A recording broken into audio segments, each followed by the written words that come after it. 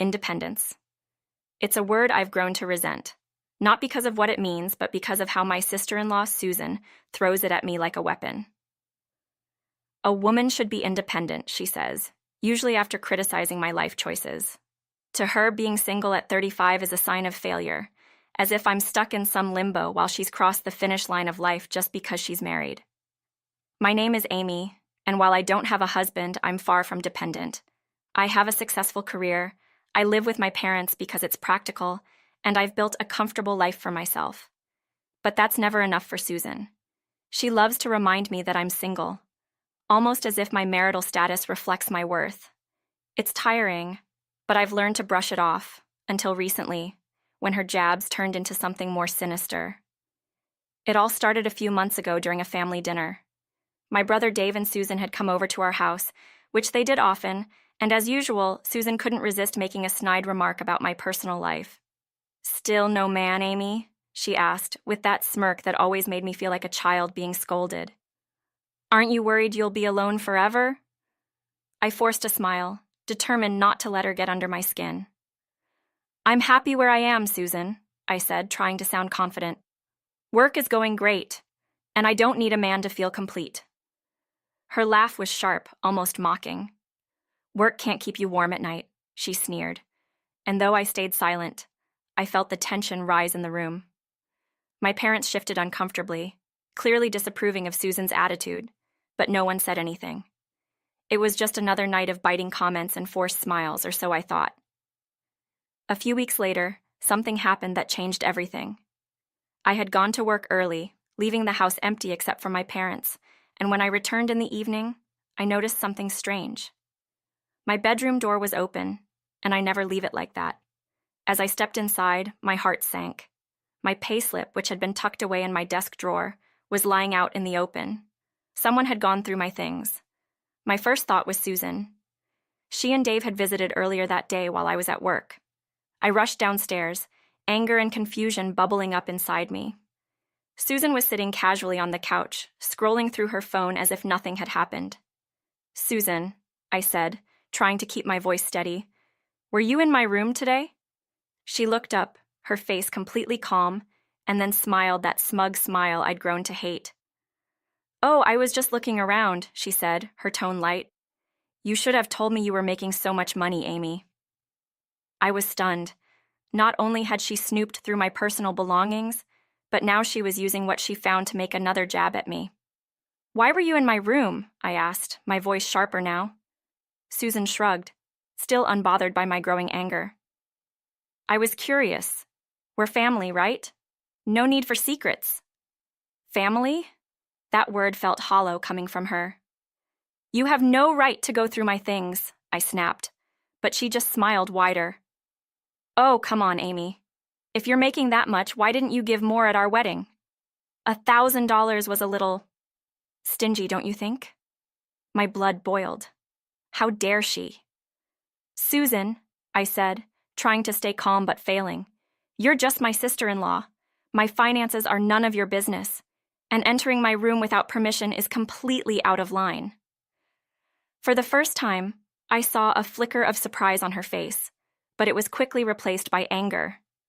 "How dare you talk to me like that?" she hissed. "You're just a sad, single woman living off your parents. Don't pretend you're better than me." The argument escalated quickly after that. Susan was furious that I had dared to stand up to her, and I was equally furious that she had invaded my privacy. My parents tried to defuse the situation, but it was too late. Susan stormed out of the house, dragging Dave with her. As the door slammed shut, I stood there, shaking with anger.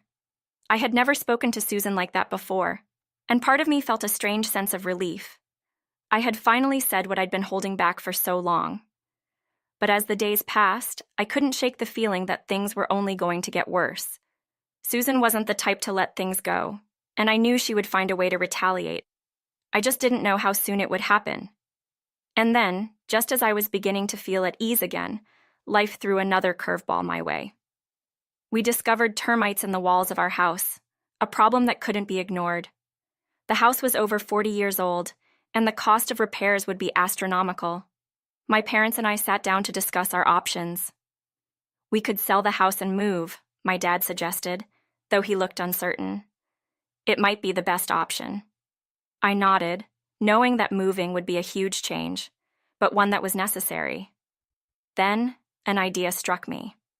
I can buy us a new house, I said, surprising both of my parents. I've saved enough money, and it's time I did something meaningful with it. They looked at me, concerned. Are you sure, Amy? My mom asked. That's a big responsibility. But I was sure. I was more sure of this than anything else. I can handle it, I said confidently.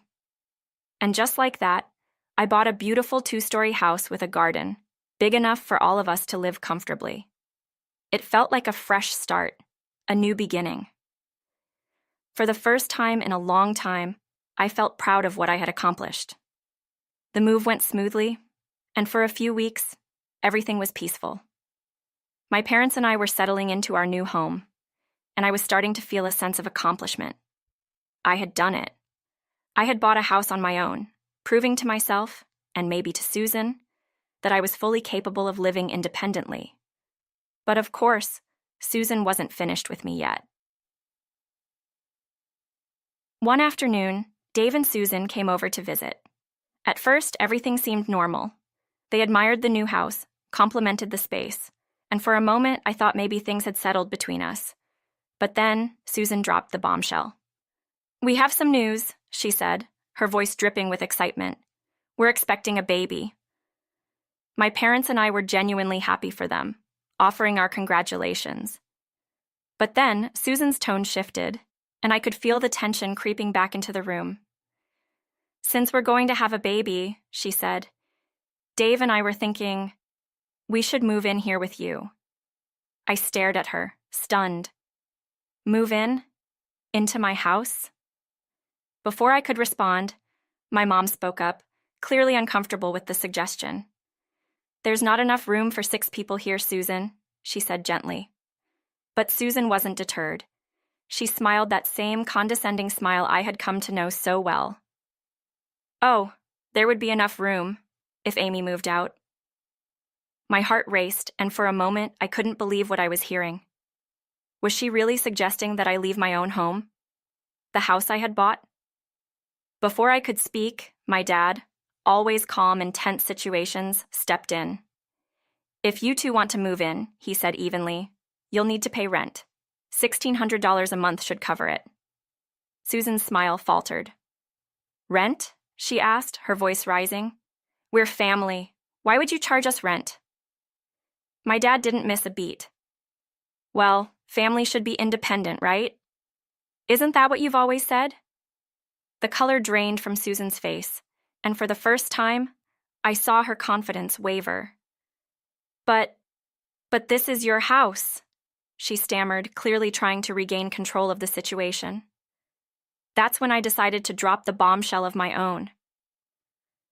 "Actually, Susan," I said, my voice steady, "this isn't my parents' house.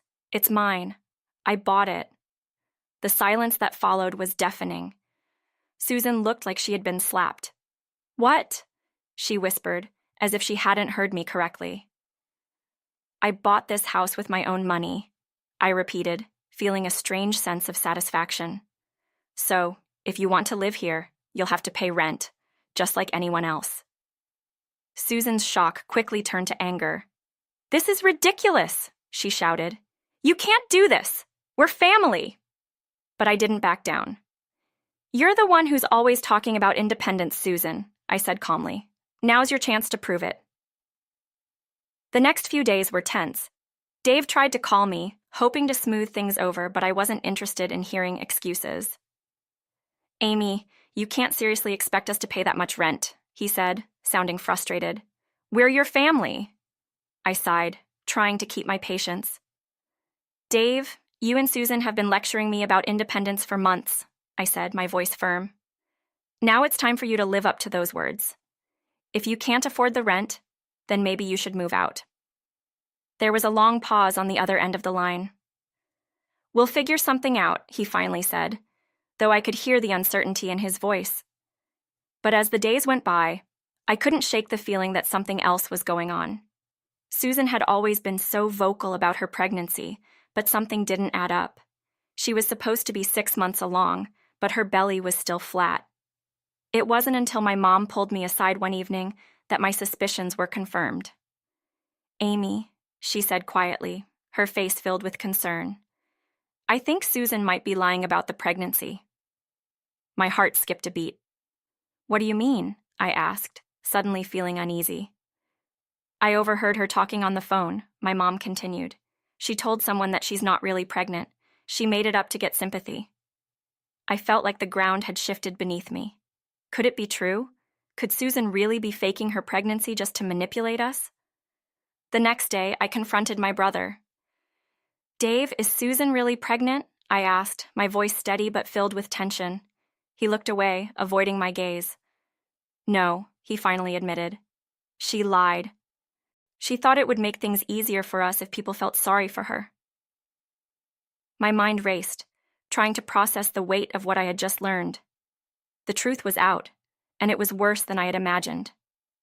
Susan had been manipulating us for months, using a fake pregnancy to get what she wanted. I knew it was time to confront her directly. That evening, I gathered everyone together. "Susan," I said calmly, though my heart was pounding, "we know the truth. You're not pregnant." Her face turned bright red, and for a moment I thought she might deny it. But then, she let out a long sigh and sat down. "I'm sorry," she muttered. "I didn't know what else to do." But sorry wasn't enough. "You've caused a lot of problems for everyone," I said. "It's time for you and Dave to move out." Susan didn't argue.